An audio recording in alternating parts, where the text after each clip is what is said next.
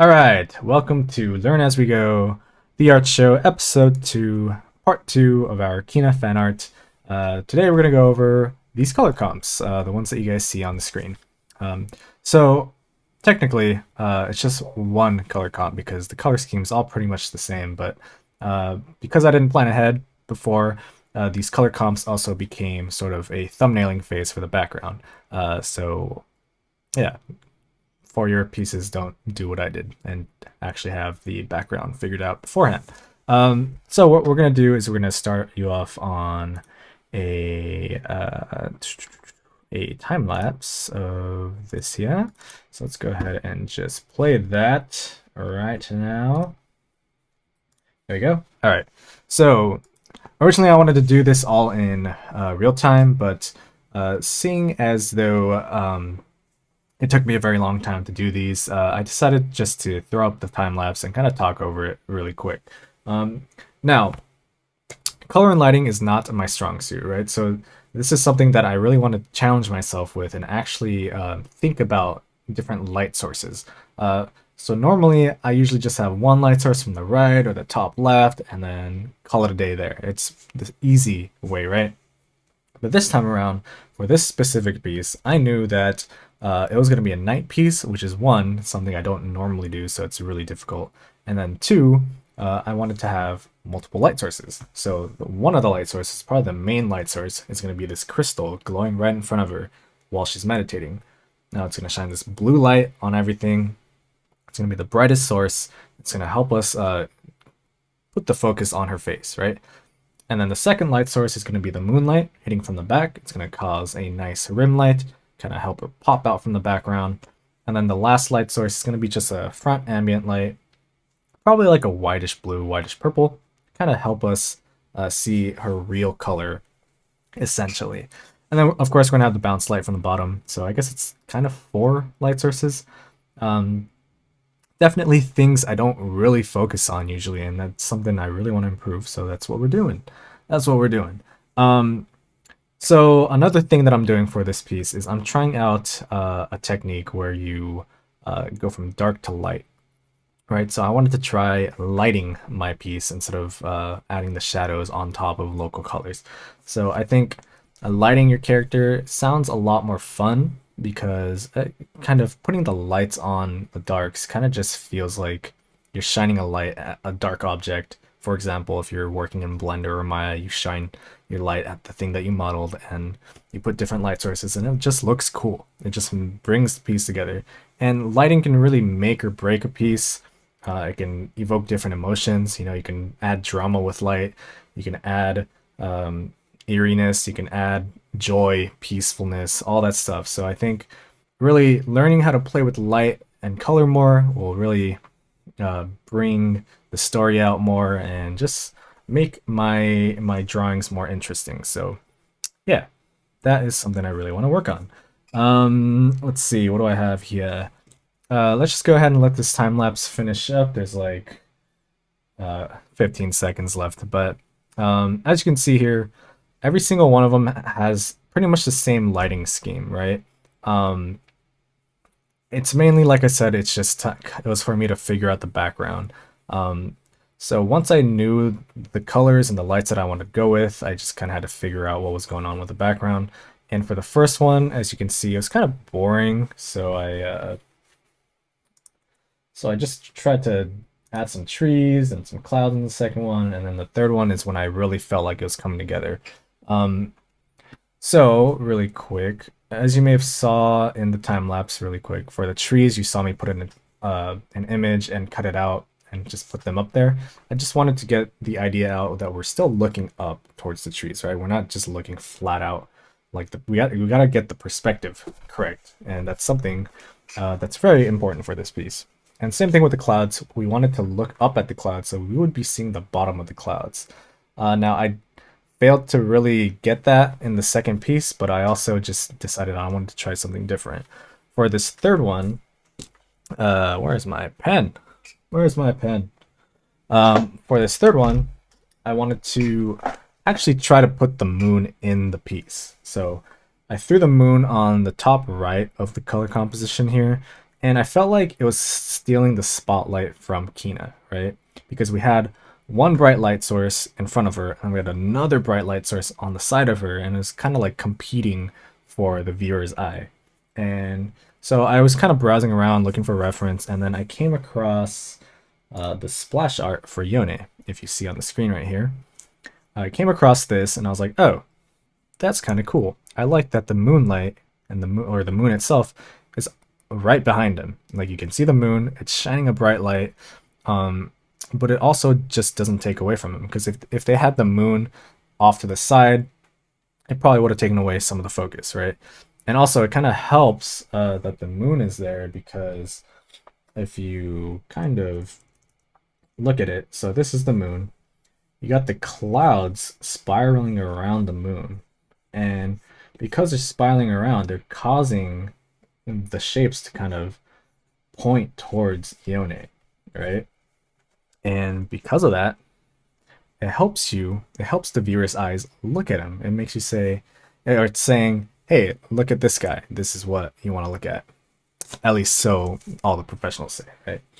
And that's what we're trying to go for. So I decided to steal that. I stole the whole idea. I stole the moon, put it behind her, and I stole the clouds and put those pointing towards her, or kind of spiraling and pointing towards her. All right, and I think that really works in comparison to the other two pieces, right?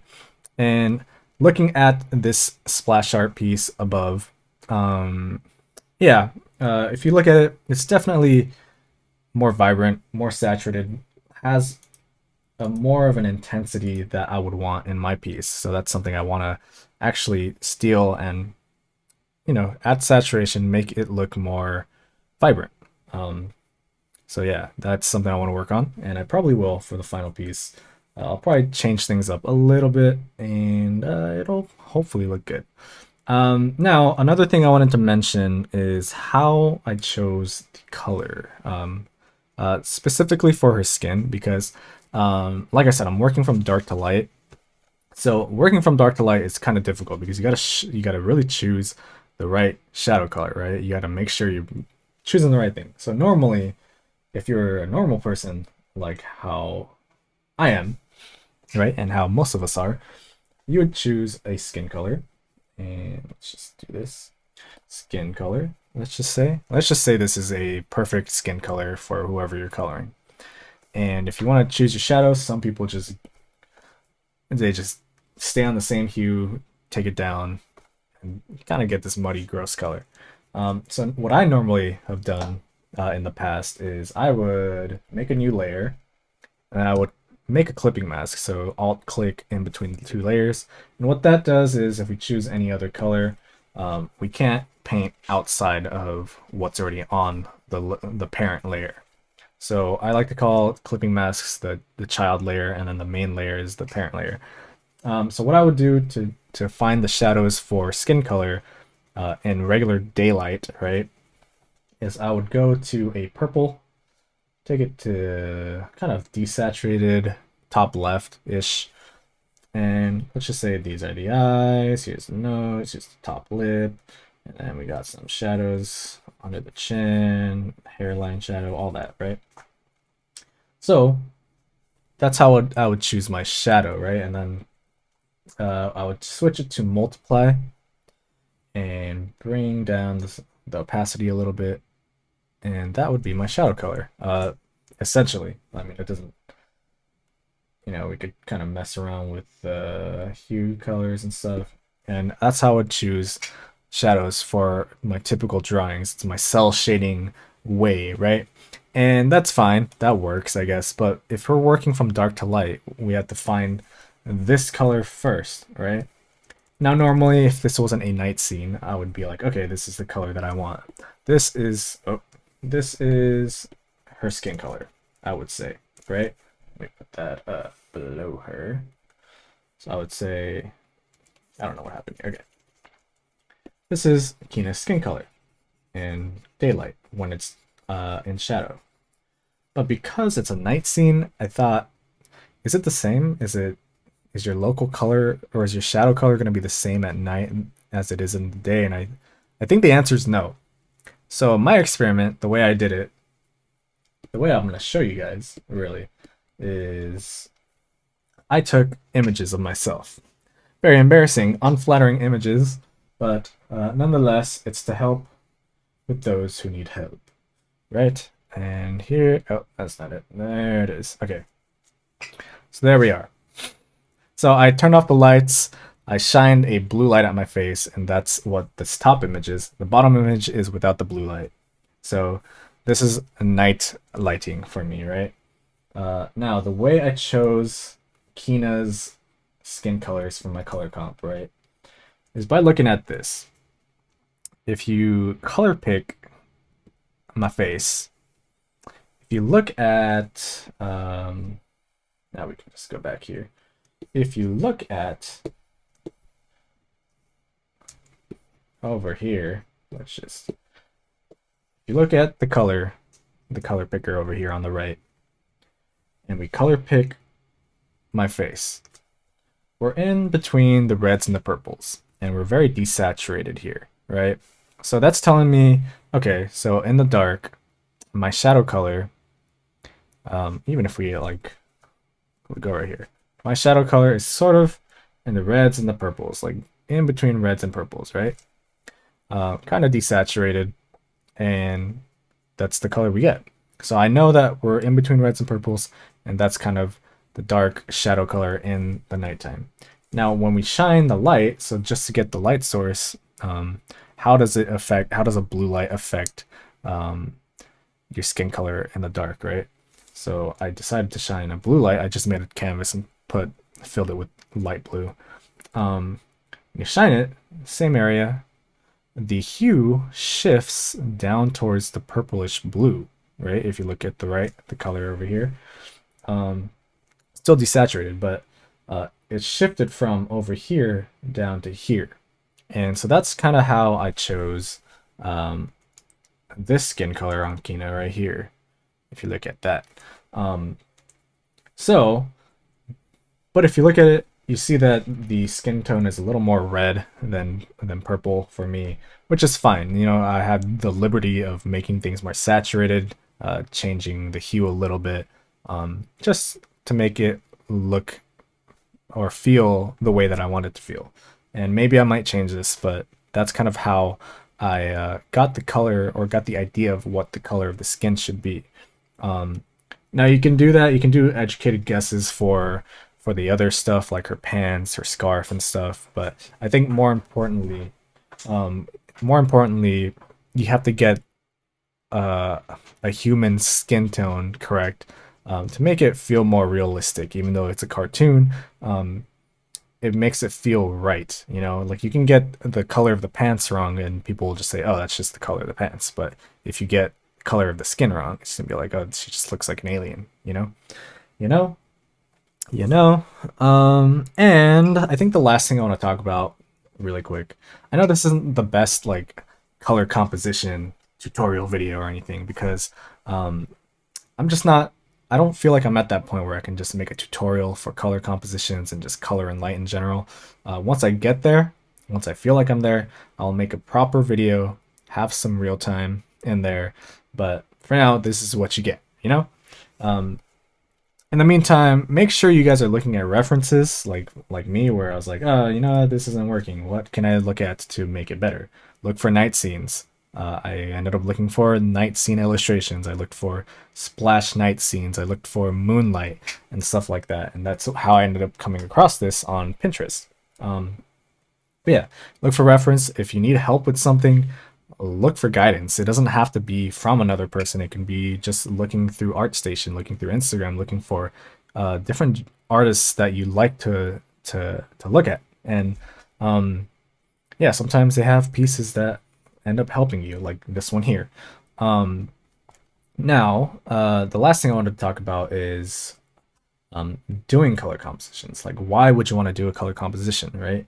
Some people think, oh, why don't I just color directly onto the final piece, especially if it's digital, where you can just erase and stuff, right? You can just, oh, I messed up, just Control Z, right? Yeah, you can do that, that's fine. But I think color compositions are very helpful because, where is this arrow at?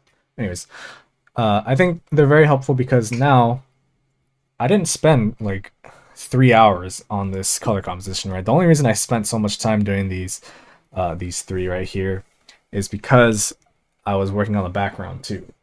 Otherwise, I would have just probably done one color composition, maybe two. But the whole point was to, if you're gonna do one, you're still gonna work on it until things start to look right, right?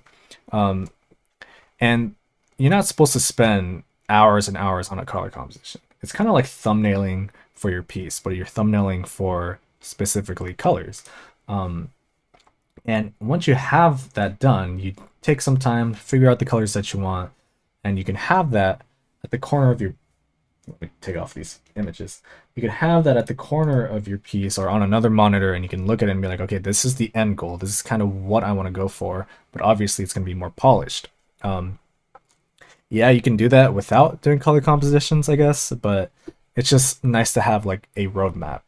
Um, Again, if you think you can do it without it, that's fine. But I think professionally, a lot of people say doing these color comps, doing thumbnails, all the extra steps that you don't want to do really makes things work in the end. So you want to have a good roadmap ahead of time instead of trying to sort of figuring things out along the way.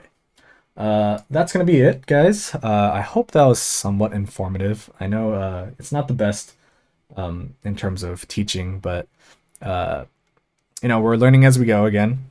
That's what this show is. It's not me being a teacher yet. It's me becoming a teacher. I guess maybe I don't know. Yeah, I eventually want to be able to do proper teaching, I guess. But for the time being, we're all learning together. Together we are learning, and together we'll finish this piece, and that will be the next video. I think it'll be finished on the next video, but we'll see. And I hope you guys enjoyed. I hope you found something useful in here, and I'll see you guys in the next one. All my links are in the description below. Please follow, subscribe, like, dislike, whatever you want to do. And cool.